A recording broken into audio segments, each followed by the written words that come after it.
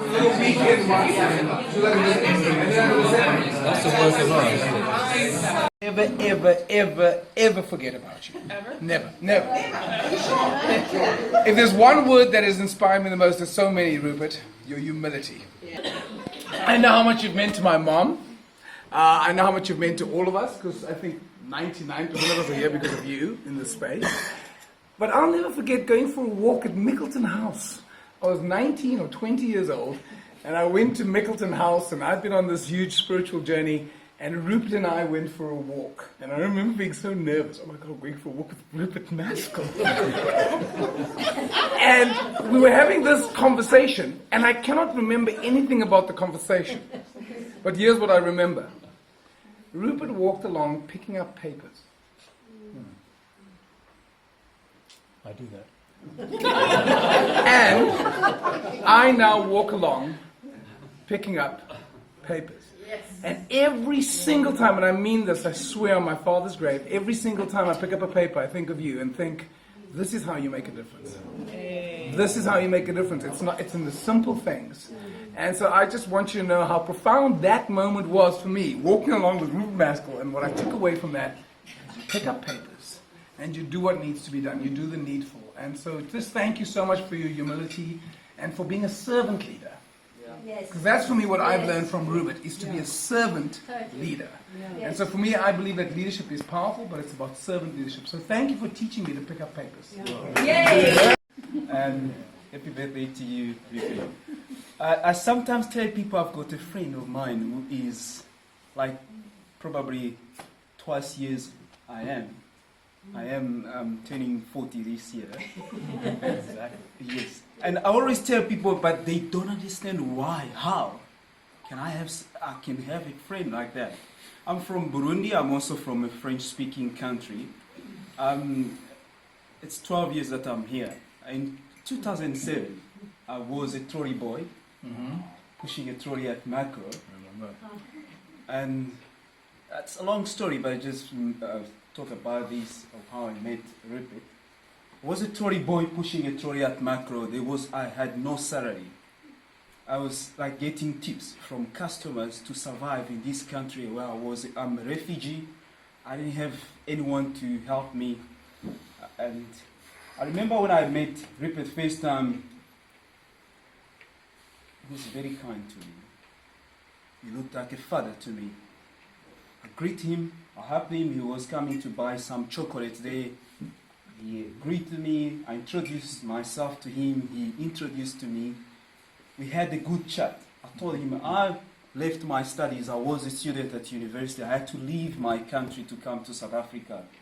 But I cannot study in this country, I cannot find a job. I remember that day we had a good conversation, it was in 2007. Yeah. We had a good conversation. It ended there. There was no contact. I didn't take his number. I didn't take my number. It ended like that. He gave me some tips. I smiled.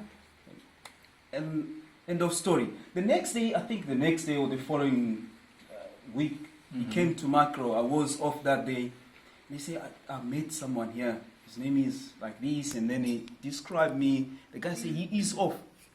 What he did, he left his contact number to the guy, saying, when he comes back, please ask him to call me. And I called Rupert. When I called him, we started being in contact.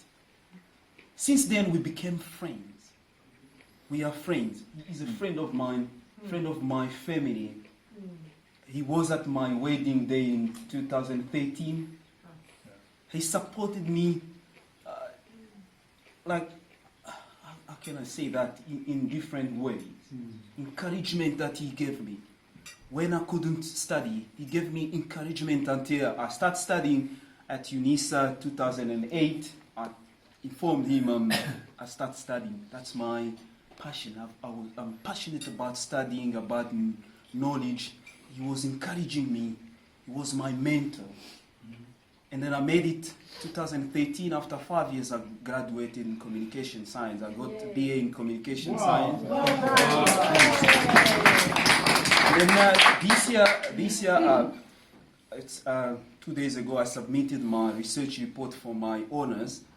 And I'm hoping to pass that and then start my masters in February.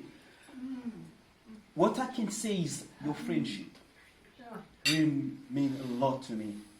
You introduced me to your family, to James, to his wife. You introduced me to your friends. You welcomed me as a son. You mentored me. You have mentored me in different ways. You inspired me a lot. Thank you, Rupert, for your friendship. I can see this through other people that are here and everyone. Thank you very much.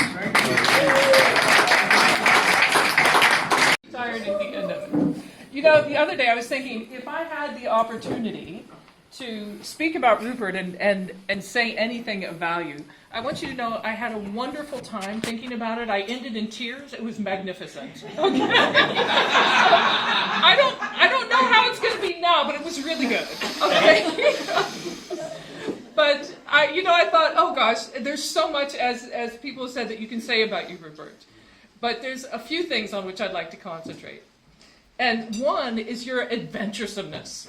Now, you might know when I met Rupert, he was the guy living out in the stables at 7 Referin, and he would take me out until 4 in the morning to go dancing, right? I thought we were going out to dinner. He'd say, I'll have you home by 4, right? But the adventuresome that I see in your life is not just that or an era. I see it, you packing up everything and moving to India, moving to South Africa, being willing to go to a little tiny place. Who goes to a 100-mile house in British Columbia, right? Yay. Many of us.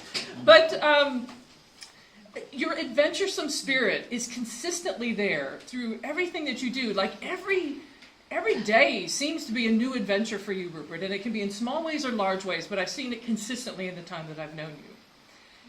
The other thing is about giving, and it's been mentioned before, but the kind of giving you do, Rupert, is actually very extraordinary.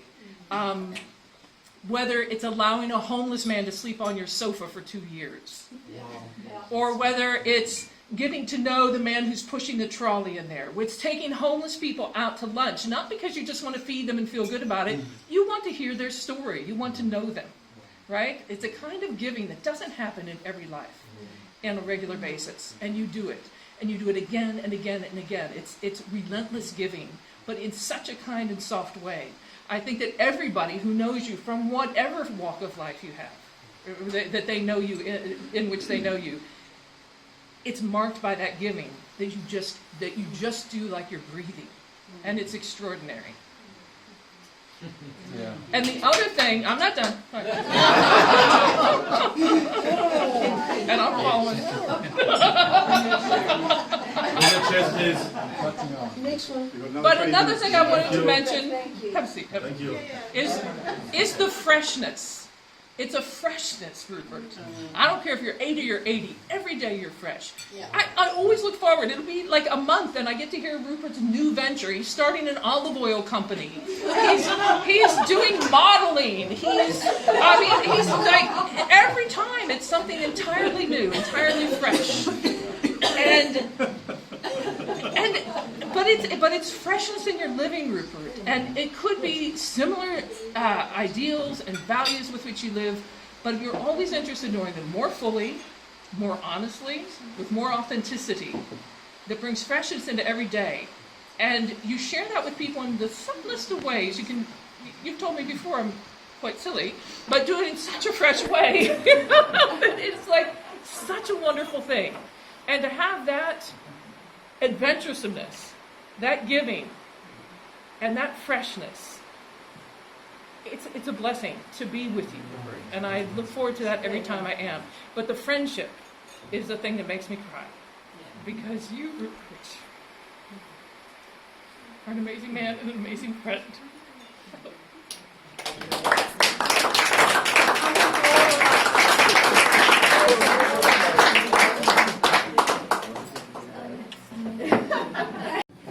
I want to celebrate something new in you.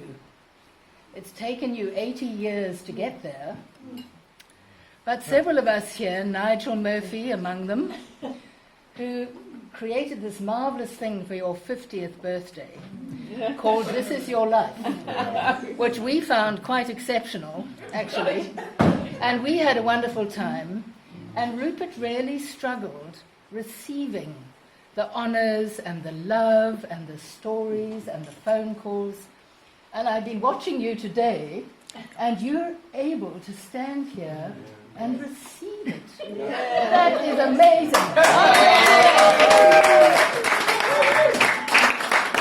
The other thing I wanted to say was that I think about you as a man of place, and remembering to your son's wedding, James and Rachel's marriage in Symi, in Greece, where some of us were together, and sitting around a table one evening, you said, I love Africa, and I think I will die there. I remember you saying that. And thank you for choosing Africa as your place. And how beautiful to hear people from different parts of Africa speak today in honor of you. And I'm so glad that you chose Southern Africa and Africa. And I think about Mpumalanga, I think about Ghana, I think about Cameroon, I think about many places in Africa that you have embraced. And you are such a global person. But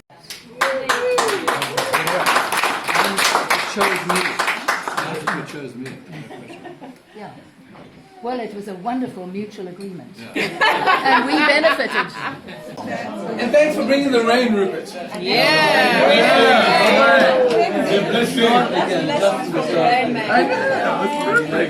Walter, let's see, what does that represent? Truth.